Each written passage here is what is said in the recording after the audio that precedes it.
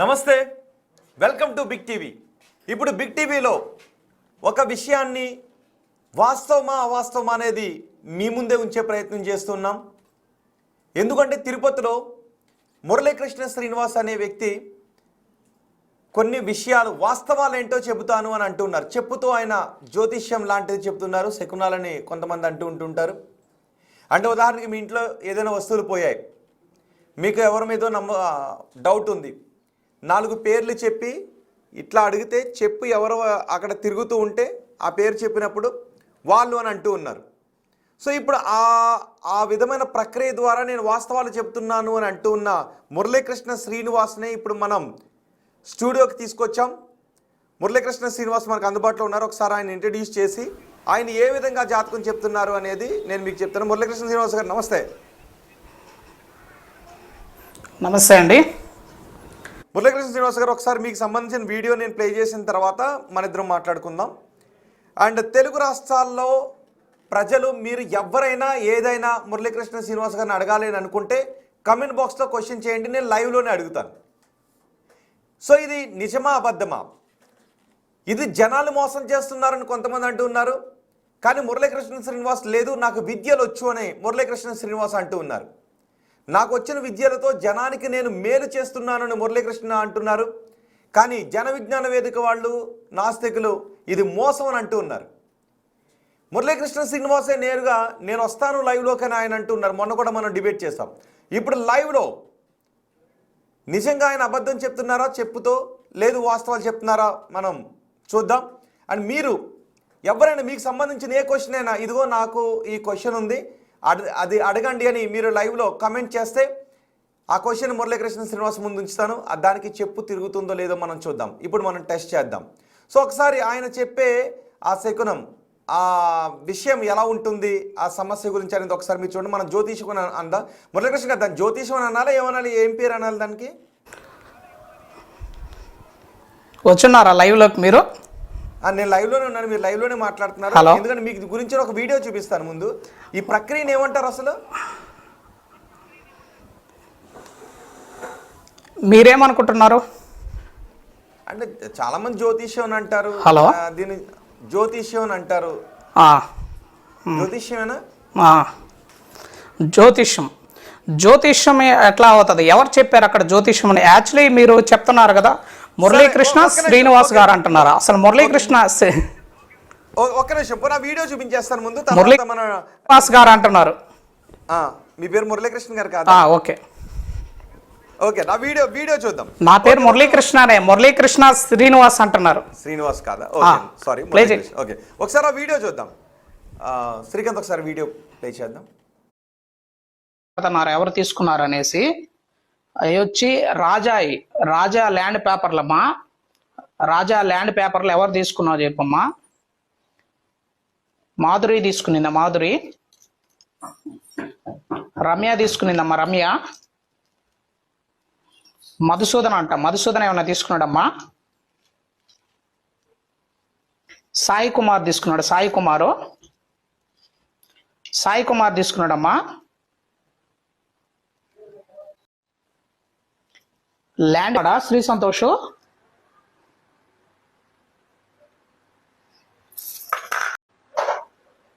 బతికే ఉన్నాడా?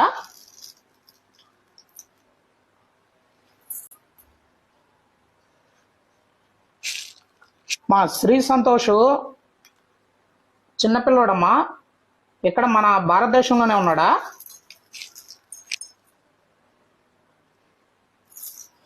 మీరు చూడండి, రౌండ్గా అయితే తిరగదు ఆటోమేటిక్గా. మనం వేలతో తిప్పితే కూడా రౌండ్గా తిరగదు అనమాట ఎక్కడ కూడా. ఆటోమేటిక్గా ఒకవేళ ఇట్టంటే కూడా నేను నెటితే కూడా, నెట్టి తిప్పాలంటే కూడా కింద పడిపోద్ది, మనం తిప్పలేము. అక్కడ తిరిగితే తప్ప మనం డైరెక్ట్గా ఇక్కడ చూడండి మీరు అనుకోవచ్చు ఇట్ట అంటే కూడా గట్టిగా రౌండ్గా తిరగదు, కొద్దిగా అన్నా తిరగద్దు, కానీ రౌండ్గా నెట్టాలి, నెట్టితే కానీ తిరగదు. మేము పైనే పట్టుకొని ఉంటాం చూడండి. చిన్నపిల్లోడమ్మా శ్రీ సంతోష్, 20 సంవత్సరాలు, 3 సంవత్సరాల నుంచి కనపల్ల, గిద్దలూరు అబ్బాయి. చనిపోయాడమ్మా. బతికే ఉన్నాడమ్మా. బతికే ఉన్నాడా శ్రీ సంతోష్?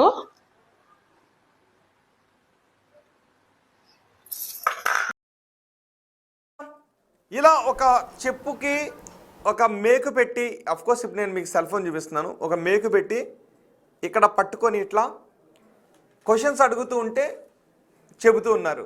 సో ఇది అబద్ధం, అవాస్తవం, ప్రజలు మోసం చేయడానికి కొంతమంది అంటూ ఉంటే, నేను ఎవరి దగ్గర డబ్బులు తీసుకోవట్లేదు, నేను వాళ్ళకు ఊరికనే చేస్తున్నాను, ప్రజాసేవ చేస్తున్నాను అని మురళీకృష్ణ అంటున్నారు.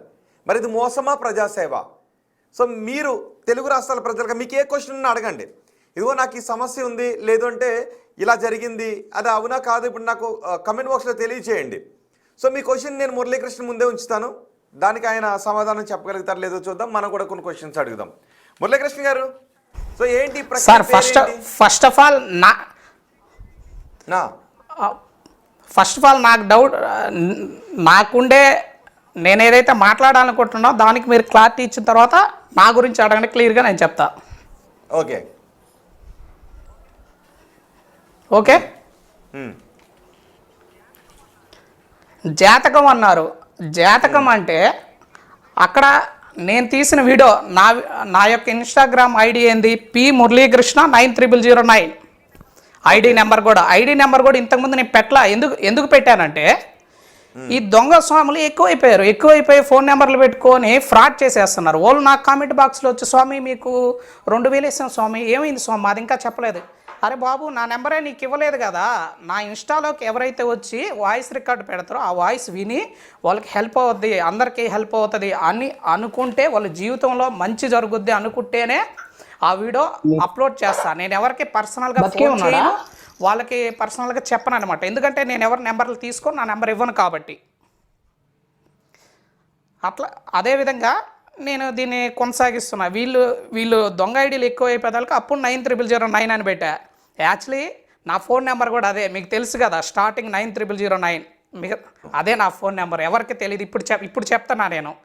ఎందుకంటే అది ఎందుకు పెట్టానంటే తెలియడం కోసం. నా నెంబరే లేదురా బాబు అంటే పాపం కామెంట్ బాక్స్లో చాలామంది పెట్టారు. నాకు చాలా బాధేసి నా వీడియోలో చూడండి, మీరు పోయి చూస్తే నేను ఈ ఫేక్ స్వాముల కోసం ఒక వీడియో కూడా తీసి పోలీస్ కంప్లైంట్ కూడా పెట్టాలని ఒక వీడియో పెట్టాను నేను. అంటే దుర్మార్గులు ఓకే, మీ వీడియోను కొంతమంది ట్యాంపర్ చేసి వాళ్ళ నెంబర్ వేసి పెడుతున్నారు, వాళ్ళకి డబ్బులు వేస్తున్నారు అంటున్నారు. ఓకే, దాని మీద క్లారిటీ ఇద్దాం, చివరిలో కూడా నేను చెప్తాను. అసలు మీరు చేస్తున్న ప్రక్రియ ఫేకా, మీరు చేస్తున్న ప్రక్రియ నిజమా? నేను చేసే ప్రక్రియ ఫేక్ అయితే అసలు నా ఇన్స్టాలో అప్లోడ్ చేయను. నేను చేసే తప్పు అనిపిస్తే అసలు నేను వీడియోలే స్టార్ట్ చేయను. నేను చేసే తప్పు అనిపిస్తే ఈరోజు మీ దగ్గరకు వచ్చి ఎదురుగా కూర్చొని నేను క్లారిటీ ఇచ్చుకునే అవసరం కూడా నాకు వచ్చింది ఈరోజు. ఎందుకంటే అందరూ మోసపోతున్నారు కాబట్టి. ఎందుకంటే నా ఫేస్ ఆల్రెడీ నిన్న చూపించేశారు, మీరు చూపించేసి మురళీకృష్ణ శ్రీనివాస్ అంటున్నారు అక్కడ, కానీ నా పేరు మురళీకృష్ణ. అతను ఐడిలో మురళీకృష్ణ అని పెట్టుకున్నాడు, శ్రీనివాస్ అతని పేరు అది.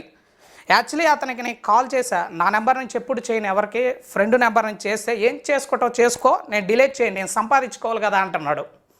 అటువంటి వాళ్ళతో ఇంకేం చేస్తాం, అందుకని వీడియోలు ఆపేసా. చూసారా, నేను అసలు ఈ చొప్పేంతరం వీడియోలు పెట్టట్లేదు.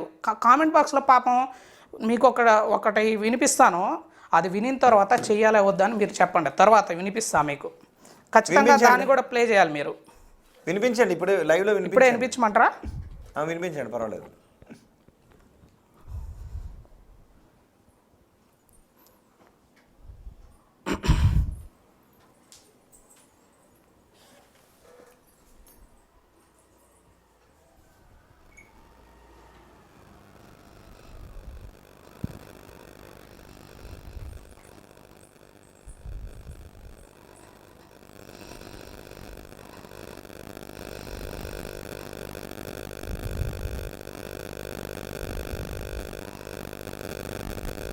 వినిపిస్తుందా?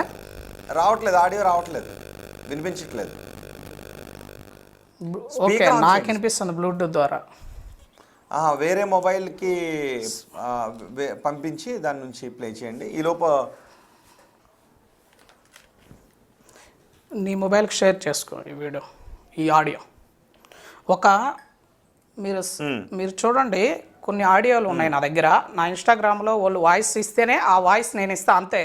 నాకు చాలామంది వీడియో కాల్ చేస్తారు, ఒక్కరు కూడా ఎత్తలే ఇంతవరకు నేను. ఎందుకంటే నాకు అవసరం లేదు కదా. నేను అందరికీ నెంబర్లు ఇచ్చేసి అందరితో నేను మాట్లాడుకుంటా కూర్చుంటే నా జీవితం ఏమవ్వాలి? వాళ్ళకి హెల్ప్ అయ్యేది చాలా పెడతారు, చేతబడి చేయమని, వశీకరణ చేయమని, లేదా వాళ్ళు ఉంటాయా నిజంగా చేతబడులు చేయొచ్చా? చెప్పండి. వశీకరణ చేయొచ్చా? ఉన్నాయి కానీ అంత శక్తివంతులు లేరు ఇప్పుడు లేరు. అంత శక్తి ఆ పేరు చెప్పుకొని నాకు లేదు. నేను ఎక్కడ నా వీడియోలో చెప్పలా, నేను నాకు శక్తి ఉందని చెప్పాను. మీకున్న శక్తి ఏంటి? మీకున్న శక్తి ఏంటి? నాకు అసలు శక్తే లేదు. నేను ఒక విద్య నేర్చుకున్నా, ఆ విద్యని నా స్వార్థం కోసం, నేను సంపాదించుకోవడం కోసం వినియోగించడం వల్ల అది నాకు ఎప్పటికైనా హాని కలుగుద్ది. ఒక విద్య నేర్చుకుంటే, విద్య అనేది ప్రాక్టికల్గా బయట చేసేటి అవి వేరే, ఆ విద్య వేరు, ఇది వేరు. ఈ విద్య అనేది ఆధ్యాత్మికంగా కొద్దిగా ఉంటుంది కాబట్టి ఈ విద్య అనేది నలుగురికి ఉపయోగపడాలి, వాళ్ళు హ్యాపీగా ఉండాలి.